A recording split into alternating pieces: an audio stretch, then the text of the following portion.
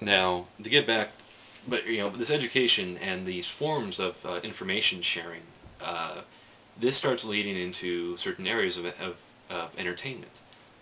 You see the rise of dime novels, comic books, and just literature itself started taking off, started becoming more available to people.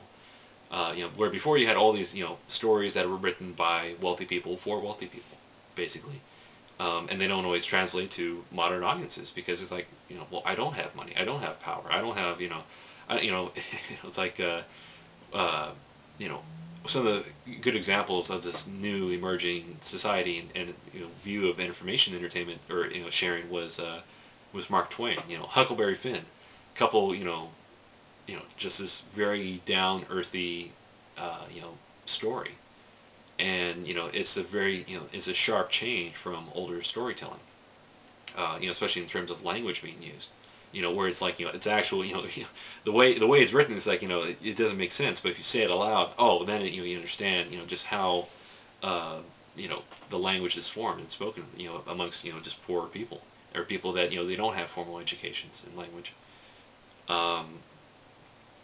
So like I said, this gets into dime novels, this gets into comic books, and when you had radio as a main forms of entertainment and communication, um, then you had stories being told on radio, and this is stuff like Flash Gordon, The Shadow, and the famous one of A.G. Wells' War of the Worlds radio broadcast, um, and that kept that was just how information was passed, but it also showed you just what effect that that distribution of information had.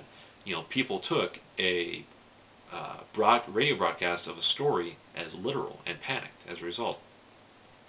Um, Now you see, and then when you go into World War II, one of the things people realized in World War II is that you can educate people through a film. You don't need an actual person there to teach the same thing over and over again. Because in a lot of cases they're going to teach, they'll mess up or they'll forget some things, and there's a lot of visual representations which they can be done better.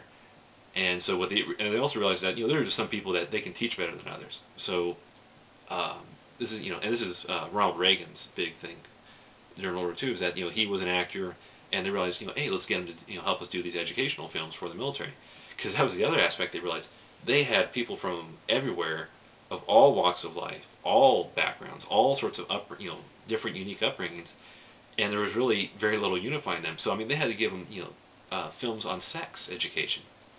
Um, they had to give them films on just how to talk to each other, how to talk to people, because they just didn't know. A lot of people, they just had no concept of how do you interact with other people, and especially in the terms of the military. So that's that was the jive of all the purpose of all these education films. Coming out of that, the mass education system of the United States, kind of adopted that idea of film education, um, and the what this started doing is that it started changing, reflecting the entertainment value that was considered popular and important. Entertainment is a very unique thing because it's basically a luxury that everybody has, and how much entertainment you want is like you get based on how much money you have, how much money you're willing to spend for it. So that's why before, what were popular forms of entertainment?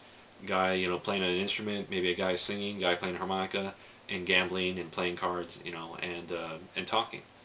Now you change that to where people are quiet and they observe and they pay attention to, or they watch something happen on screen, they listen to something being performed, and now that's brought into the home for everybody.